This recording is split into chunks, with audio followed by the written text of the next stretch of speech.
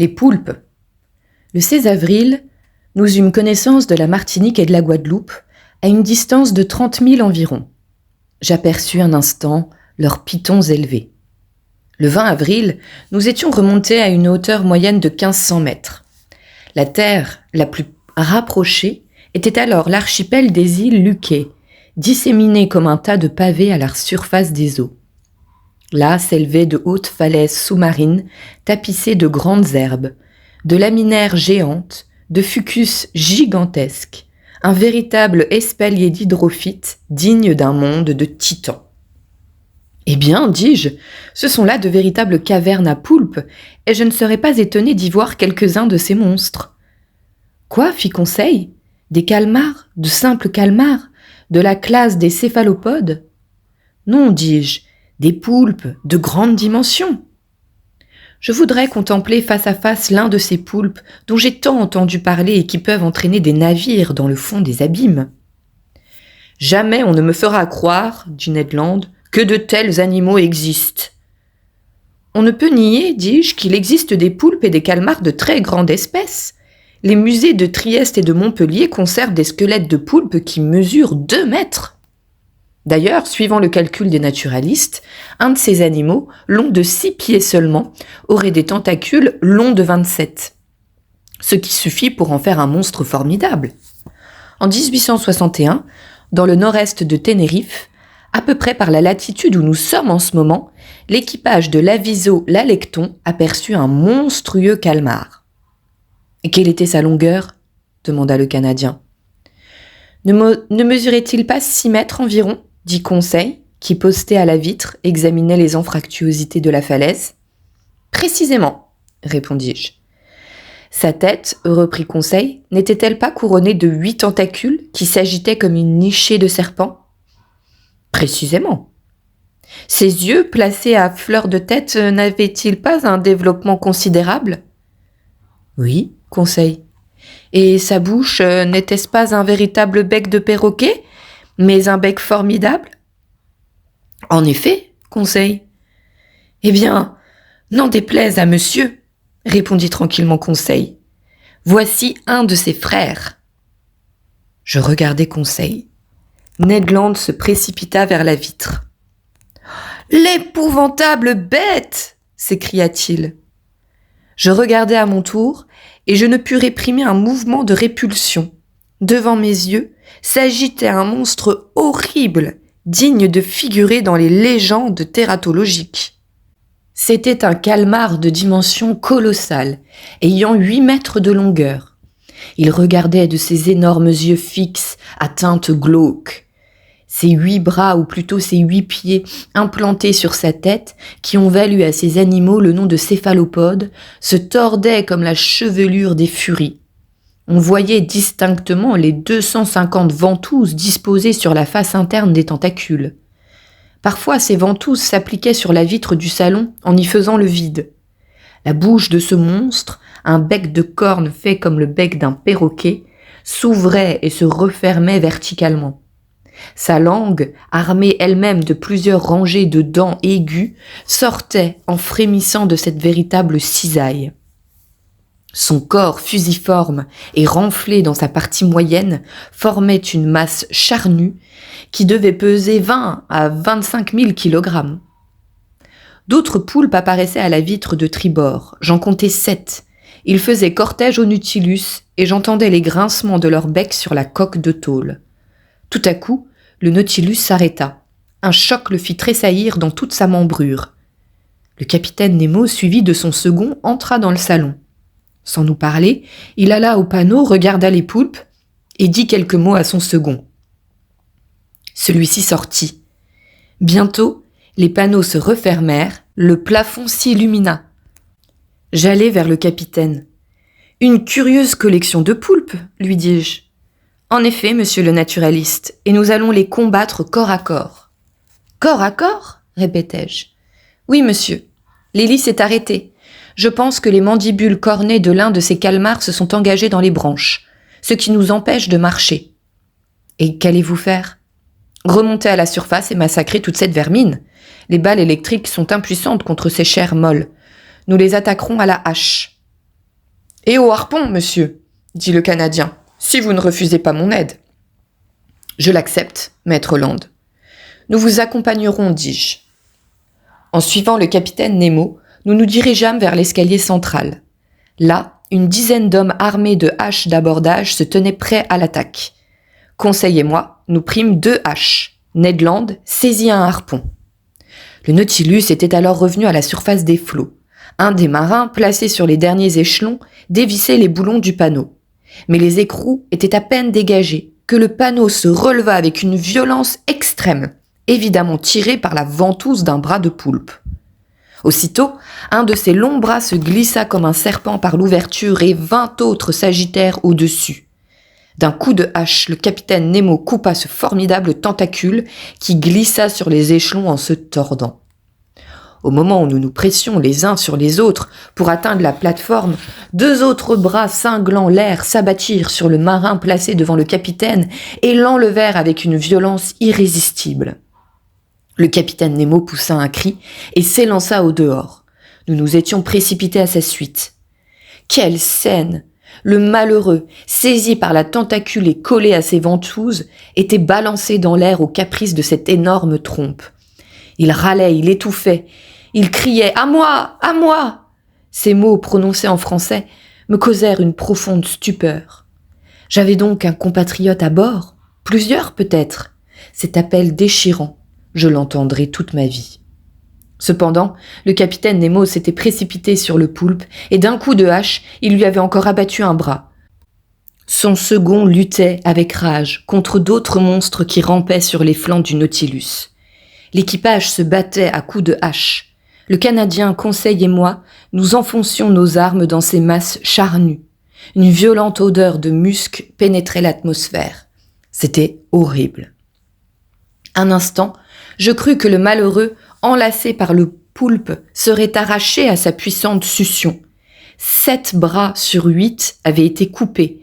Un seul brandissant la victime comme une plume se tordait dans l'air.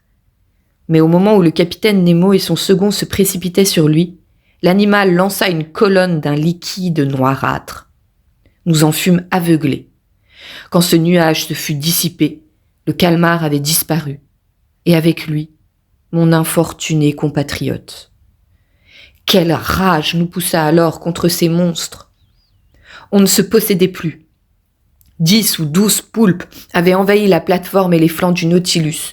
Nous roulions pêle-mêle au milieu de ces tronçons de serpents qui tressautaient sur la plateforme dans des flots de sang et d'encre noire.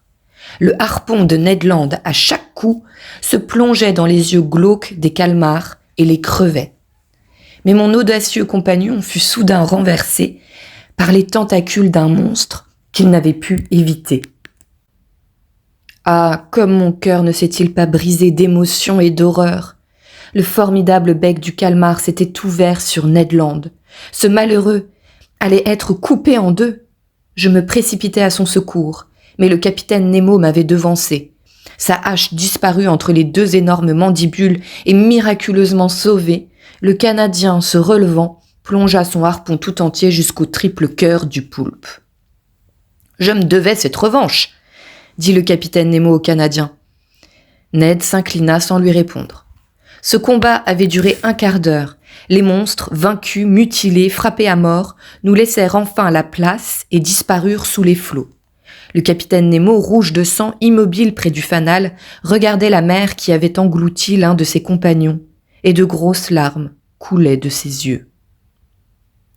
Le capitaine Nemo rentra dans sa chambre, et je ne le vis plus pendant quelque temps. Le Nautilus naviguait au hasard. Il ne pouvait s'arracher du théâtre de sa dernière lutte, de cette mer qui avait dévoré l'un des siens. 10 jours se passèrent ainsi. Ce fut le 1er mai seulement que le Nautilus reprit franchement sa route au nord. Le 8 mai, nous étions en travers du cap Hatteras, à la hauteur de la Caroline du Nord. Toute surveillance semblait bannie du bord. Dans ces conditions, une évasion pouvait réussir. Mais le temps était fort mauvais. Affronter une mer souvent démontée sur un frêle canot, c'était courir à une perte certaine. Ned Land en convenait lui-même. Aussi rongeait-il son frein. par 47 degrés 24 minutes de latitude et 17 degrés 28 minutes de longitude. Le 15 mai, nous étions sur l'extrémité méridionale du banc de Terre-Neuve. Le Nautilus, au lieu de continuer à marcher au nord, prit direction vers l'est. Le 28 mai, le Nautilus n'était plus qu'à 150 km de l'Irlande. Le capitaine Nemo allait-il remonter pour atterrir sur les îles britanniques ? Non. À ma grande surprise, il redescendit au sud et revint vers les mers européennes. Le 30 mai, le Nautilus passait en vue du Land's End, entre la pointe extrême de l'Angleterre et les Sorlingues, qu'il laissa sur tribord. Pendant toute la journée du 31 mai, le Nautilus décrivit sur la mer une série de cercles qui m'intriguèrent vivement. Il semblait chercher un endroit qu'il avait peine à trouver. Le lendemain, le Nautilus conserva les mêmes allures.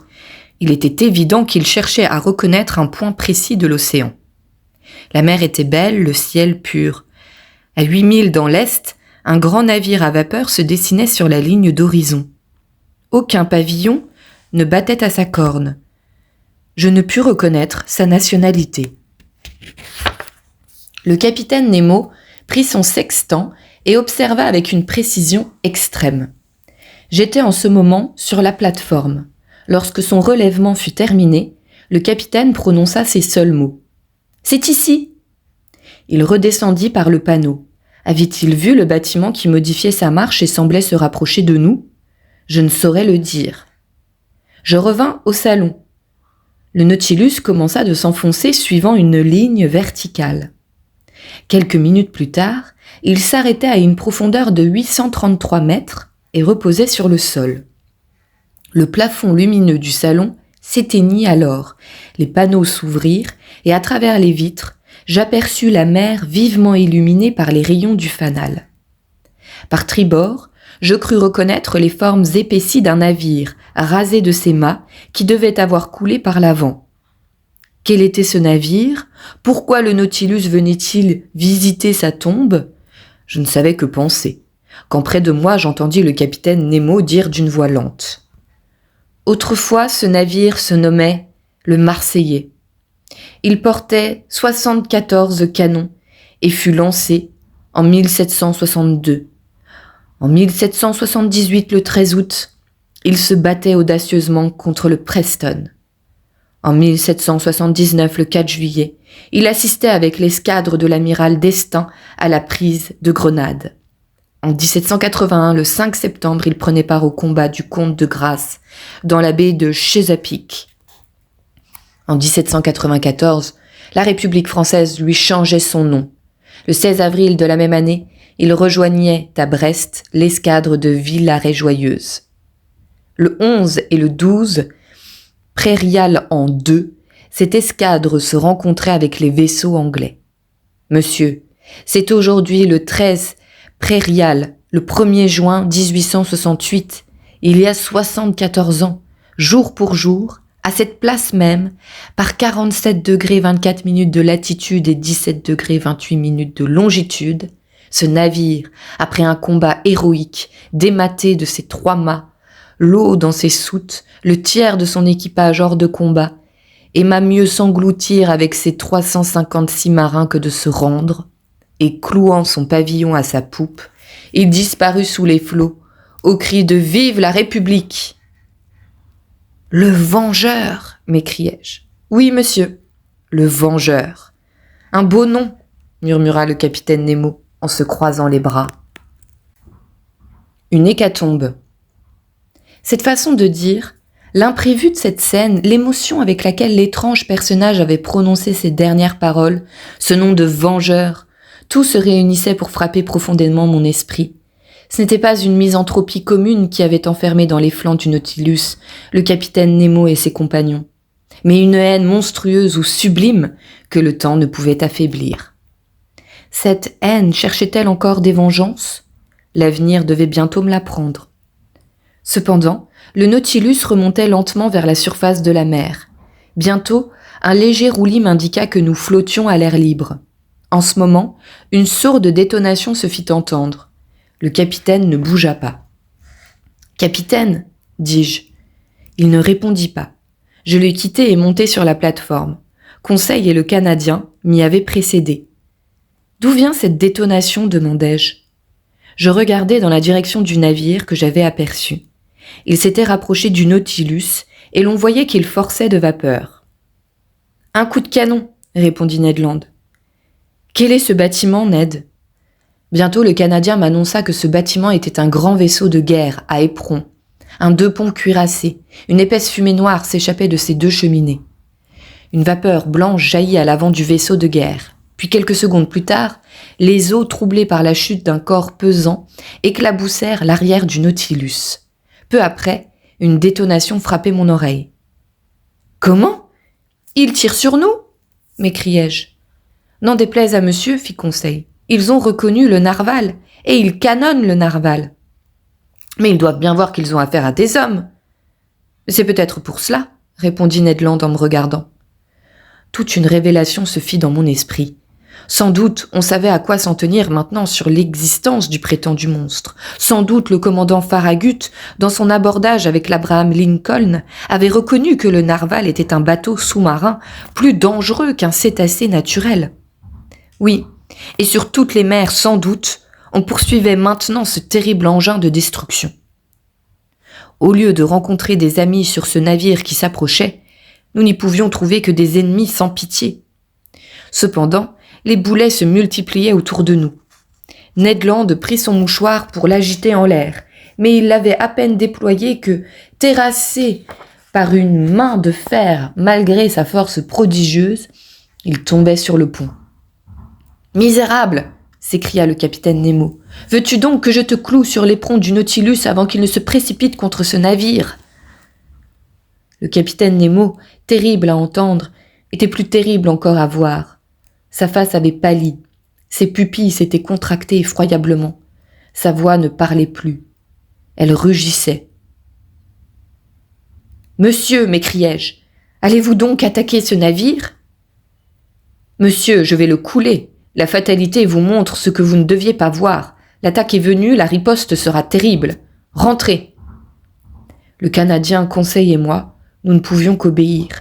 Une quinzaine de marins du Nautilus entouraient le capitaine et regardaient avec un implacable sentiment de haine ce navire qui s'avançait vers eux. On sentait que le même souffle de vengeance animait toutes ces âmes. Je descendis et j'entendis le capitaine s'écrier. « Navire insensé, ce n'est pas à cette place que tu dois périr. Je ne veux pas que tes ruines aillent se confondre avec les ruines du vengeur. » Je regagnai ma chambre.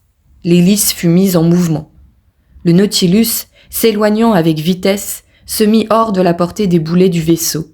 Mais la poursuite continua, et le capitaine Nemo se contenta de maintenir sa distance. Vers 4 heures du soir, je me hasardai sur la plateforme. Le capitaine s'y promenait encore d'un pas agité. Il regardait le navire qui lui restait sous le vent, à 5 ou 6 milles. Il tournait autour de lui comme une bête fauve, et, l'attirant vers l'est, il se laissait poursuivre. Je voulus intervenir une dernière fois, mais j'avais à peine interpellé le capitaine Nemo que celui-ci m'imposant silence. « Je suis le droit, je suis la justice, me dit-il, je suis l'opprimé, et voilà l'oppresseur. C'est par lui que tout ce que j'ai aimé, chéri, vénéré, patrie, femme, enfant, mon père, ma mère, tout a péri. Tout ce que je hais est là. Taisez-vous !» Je portai un dernier regard vers le vaisseau de guerre qui forçait de vapeur, puis je rejoignis Ned et Conseil. J'entendis le panneau supérieur se fermer brusquement. En peu d'instants, le Nautilus s'immergea à quelques mètres au-dessous de la surface des eaux. Nous étions emprisonnés de nouveau, témoins obligés du sinistre drame qui se préparait. D'ailleurs, nous eûmes à peine le temps de réfléchir. La vitesse du Nautilus s'accrut sensiblement. C'était son élan qu'il prenait ainsi. Soudain, je poussai un cri. Un choc eut lieu, mais relativement léger. Je sentis la force pénétrante de l'éperon d'acier.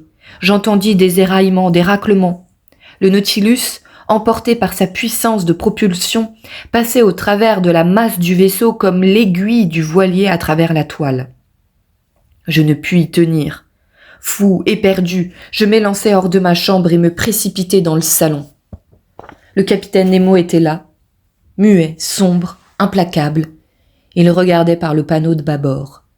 Une masse énorme sombrait sous les eaux, et pour ne rien perdre de son agonie, le Nautilus descendait dans l'abîme avec elle. À 10 mètres de moi, je vis cette coque entr'ouverte où l'eau s'enfonçait avec un bruit de tonnerre, puis la double ligne des canons et des bastingages. Le pont était couvert d'ombres noires qui s'agitaient. L'eau montait, les malheureux s'élançaient dans les haubans, s'accrochaient aux mâts, se tordaient sous les eaux. C'était une fourmilière humaine, surprise par l'envahissement d'une mer. Tout à coup, une explosion se produisit. L'air comprimé fit voler les ponts du bateau.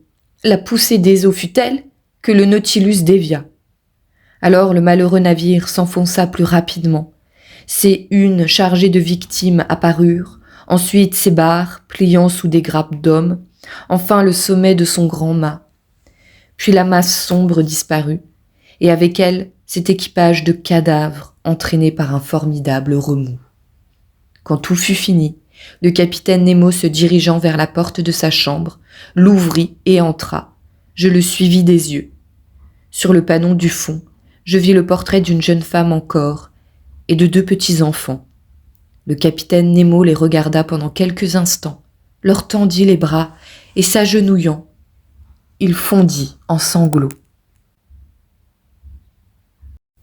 Les dernières paroles du capitaine Nemo.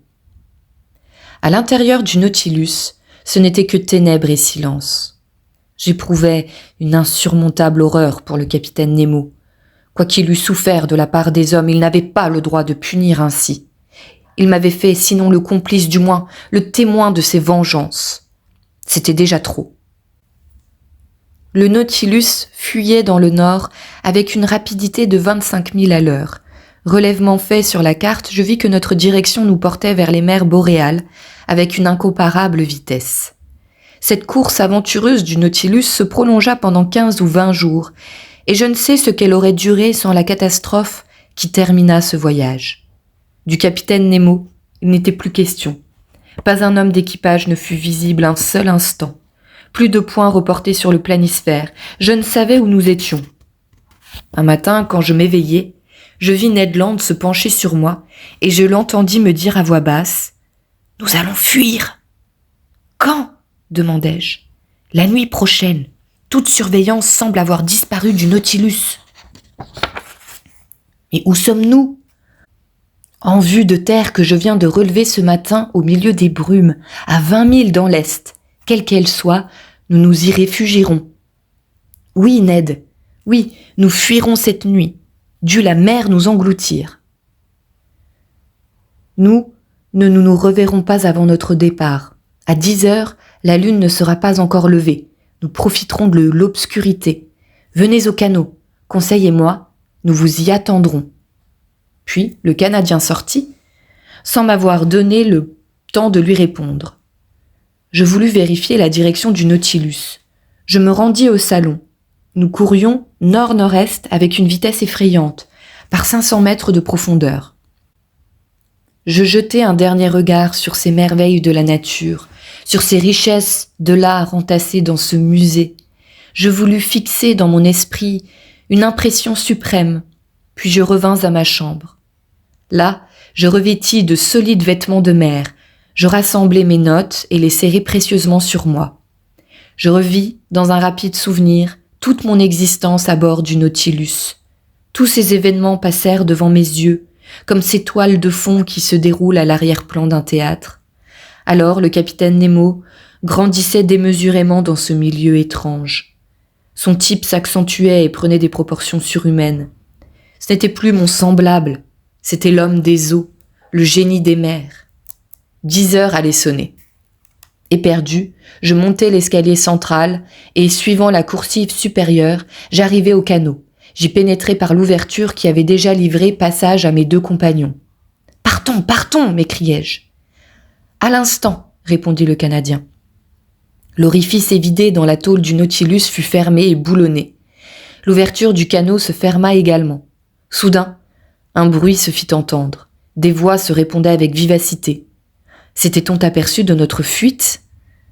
Je sentis que Ned Land me glissait un poignard dans la main. Mais un mot, 20 fois répété, un mot terrible, me révéla la cause de cette agitation qui se propageait à bord du Nautilus. Ce n'était pas à nous que son équipage en voulait. « Maelstrom! Maelstrom !» s'écriait-il. Le Maelstrom? Un nom plus effrayant pouvait-il retentir à notre oreille?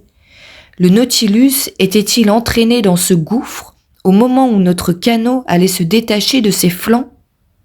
On sait qu'au moment du flux, les eaux resserrées entre les îles Féroé et Lofoten sont précipitées avec une irrésistible violence. Elles forment un tourbillon dont aucun navire n'a jamais pu sortir.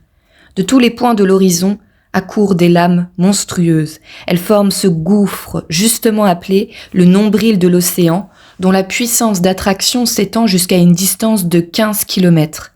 Là sont aspirés non seulement les navires, mais les baleines, mais aussi les ours blancs des régions boréales. C'est là que le Nautilus, involontairement ou volontairement peut-être, avait été engagé par son capitaine. Il décrivait une spirale dont le rayon diminuait de plus en plus. Ainsi que lui, le canot, encore accroché à son flanc, était emporté avec une vitesse vertigineuse. Nous étions dans l'épouvante, dans l'horreur portée à son comble. « Il faut tenir bon, » dit Ned, « et revisser les écrous. » Il n'avait pas achevé de parler qu'un craquement se produisait, et le canot, arraché de son alvéole, était lancé comme la pierre d'une fronde au milieu du tourbillon. Ma tête porta sur une membrure de fer, et je perdis connaissance. Conclusion. Voici la conclusion de ce voyage sous les mers. Ce qui se passa pendant cette nuit, comment le canot échappa au formidable remous du Maelstrom, comment Ned Land, Conseil et moi nous sortîmes du gouffre, je ne saurais le dire. Mais je revins à moi. J'étais couché dans la cabane d'un pêcheur des îles Lofoten. Mes 2 compagnons, sains et saufs, étaient près de moi et me pressaient les mains. Nous nous embrassâmes avec effusion. Me croira-t-on? Je ne sais. Peu importe après tout. Ce que je puis affirmer maintenant, c'est mon droit de parler de ces mers sous lesquelles, en moins de 10 mois, j'ai franchi 20 000 lieues. Mais qu'est devenu le Nautilus? A-t-il résisté aux étreintes du Maelstrom? Le capitaine Nemo vit-il encore? Poursuit-il sous l'océan ses effrayantes représailles? J'espère que son puissant appareil a vaincu la mer dans son gouffre le plus terrible et que le Nautilus a survécu là où tant de navires ont péri. S'il en est ainsi, si le capitaine Nemo habite toujours cet océan, sa patrie d'adoption, puisse la haine s'apaiser dans ce cœur farouche. Que le justicier s'efface, que le savant continue la paisible exploration des mers. Si sa destinée est étrange, elle est sublime aussi. Ne l'ai-je pas compris par moi-même? N'ai-je pas vécu 10 mois de cette existence extranaturelle? Aussi, à cette demande posée, il y a 6000 ans par l'Ecclésiaste, qui a jamais pu sonder les profondeurs de l'abîme? 2 hommes entre tous les hommes ont le droit de répondre maintenant. Le capitaine Nemo et moi.